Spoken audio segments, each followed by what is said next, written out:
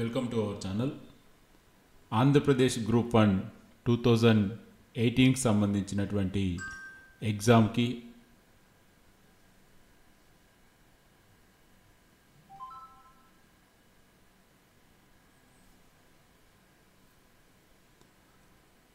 Welcome to our channel. ఈరోజు Andhra Pradesh group 1 mains 2018కి సంబంధించిన కొన్ని ఇంపార్టెంట్ పాయింట్స్ ఈ వీడియోలో మనం చర్చించబోతున్నాం. సో ఇక టాపిక్లోకి వెళ్తే బ్యానర్ రీడింగ్ చూసుకుంటే గ్రూప్ 1 జవాబు పత్రాలు భద్రపరిచి సీల్ వేయండి, 24 గంటలు భద్రత కల్పించండి, హైకోర్టుకి ఆంధ్రప్రదేశ్ ధర్మాసనం ఆదేశం.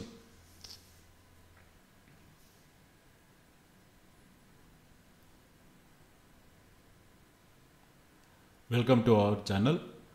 ఆంధ్రప్రదేశ్ గ్రూప్ 1 2018కి సంబంధించినటువంటి ఒక ఇంపార్టెంట్ అప్డేట్ అయితే రావడం జరిగింది. సో ఆ అప్డేట్ ఏంటిది అనేది మనం ఈ వీడియోలో తెలుసుకునేందుకు ప్రయత్నిద్దాం. సో బ్యానర్ రీడింగ్ చూసుకుంటే గ్రూప్ 1 జవాబు పత్రాలను భద్రపరిచి సీల్ వేయండి, 24 గంటలు భద్రత కల్పించండి, రిజిస్ట్రార్కి హైకోర్టు ధర్మాసనం ఆదేశం. సో ఇక టాపిక్లోకి వెళ్తే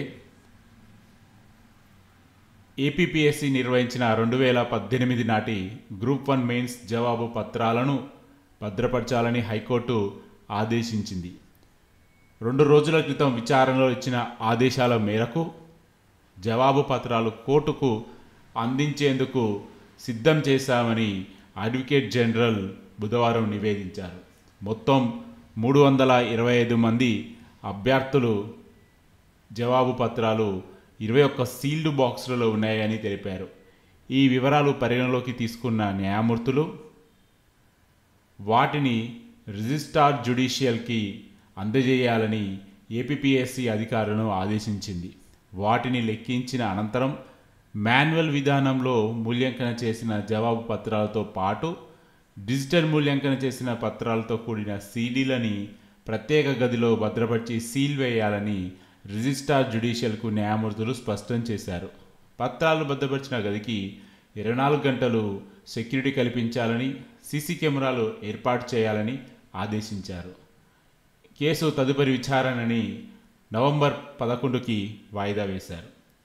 ఏపీపీఎస్సీ 2018లో ఇచ్చిన నోటిఫికేషన్ ఆధారంగా నిర్వహించిన గ్రూప్ 1 మెయిన్స్కి సంబంధించిన జవాబు పత్రాల మూల్యాంకనలో భారీ అక్రమాలు చోటు చేసుకున్నాయని గతంలో హైకోర్టు సింగిల్ జడ్జి నిర్ధారించారు. తాజాగా మెయిన్స్ పరీక్ష నిర్వహించాలని ఆదేశిస్తూ 2024 మార్చి 13న తీర్పిచ్చారు. దాన్ని ఏపీపీఎస్సీ మరియు సెలెక్ట్ అయిన ఉద్యోగాలకి ఎంపికైన కొందరు అభ్యర్థులు అప్పీల్ చేశారు. దాని మీద డివిజన్ బెంచ్ స్టే ఇవ్వడం జరిగింది. స్టే తర్వాత వాళ్ళందరూ కూడా యథావిధిగా వారి యొక్క జాబులలో కొనసాగుతూ ఉన్నారు. ఈ అప్పీలపై ఇటీవల తుది విచారణ జరిపిన ధర్మస్థానం తీర్పును రిజర్వ్ చేసింది. అయితే తీర్పు ప్రతిని సిద్ధం చేస్తుండగా 2022 జూన్ 24న డివిజన్ బెంచ్ ఉత్తర్వుల అమలులో లోపాలు గుర్తించే ధర్మాసనం వాటిని నివృత్తి చేసుకునేందుకు ఇటీవల అప్పీలపై మరొకసారి విచారణ ప్రారంభించింది.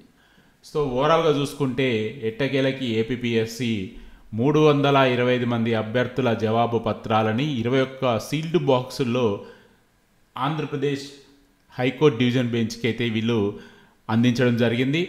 అదేవిధంగా మాన్యువల్ మూల్యాంకన, అదేవిధంగా డిజిటల్ మూల్యాంకనకు సంబంధించిన పూర్తి డేటాని కూడా ధర్మాసనానికి వీళ్ళు అందించడం జరిగింది. సో ఓవరాల్గా మీ అందరికీ తెలిసిందే వాదనలన్నీ పూర్తి అయిపోయి ప్రస్తుతము జడ్జిమెంట్ ప్రిపేర్ దశలో ఉంది. సో ఈ దశలో ధర్మాసనానికి కొన్ని ఆన్సర్స్ కావాలని, కొన్ని క్లారిఫికేషన్స్ కావాలని మళ్ళీ తిరిగి ఈ కేసు బెంచ్ మీదకి రావడం జరిగింది. దానికి అనుగుణంగానే వారు సమాధాన పత్రాలు సీల్డ్ కవర్లో కావాలని చెప్పి అడగడం జరిగింది. దానికి ఏపీపీఎస్సీ కూడా స్పందించి అందించడం జరిగింది. దీంతోపాటు ధర్మాసనం మరికొన్ని ప్రశ్నలు కూడా లేవనెత్తింది. సో హాయ్లాండ్కి తీసుకెళ్ళాలి పేపర్స్ని అని ఇచ్చిన ఆర్డర్స్ ఏమైనా ఉన్నాయా, దానికి పెట్టిన ఖర్చులకు సంబంధించి ఏమైనా జీవోస్ ఉన్నాయా, ఆ వివరాలు కూడా కావాలని అడగడం జరిగింది. దాని మీద ఏపీపీఎస్సీ కొన్ని రోజులు సమయం కావాలని అడగడం కూడా జరిగింది. దానికి అనుగుణంగానే హైకోర్టు డివిజన్ బెంచ్ నవంబర్ 11కి మరొకసారి వాయిదా వేయడం జరిగింది. సో ఎట్టకేలకి చాలా ముగింపు దశకి ఈ కేసు వచ్చిందని మనం చెప్పుకోవచ్చు. కానీ అటు తెలంగాణలో చూసుకున్నా ఇటు ఆంధ్రాలో చూసుకున్నా గ్రూప్ 1 కేసులు చాలా ఇంపార్టెంట్ పాయింట్స్లలో ఉన్నాయని మనం చెప్పుకోవచ్చు. ఎందుకంటే రెండు కేసులలో కూడా కొన్ని పాయింట్స్ కామన్గా ఉన్నాయి. తెలంగాణలో కూడా సింగిల్ బెంచ్ ధర్మాసనం ఎగ్జామ్ని మళ్ళీ పెట్టాలని కూడా ఆదేశించింది. అదేవిధంగా ఆంధ్రప్రదేశ్లో కూడా సింగిల్ బెంచ్ ధర్మాసనం ఎగ్జామ్ని మళ్ళీ పెట్టాలని చెప్పడం జరిగింది.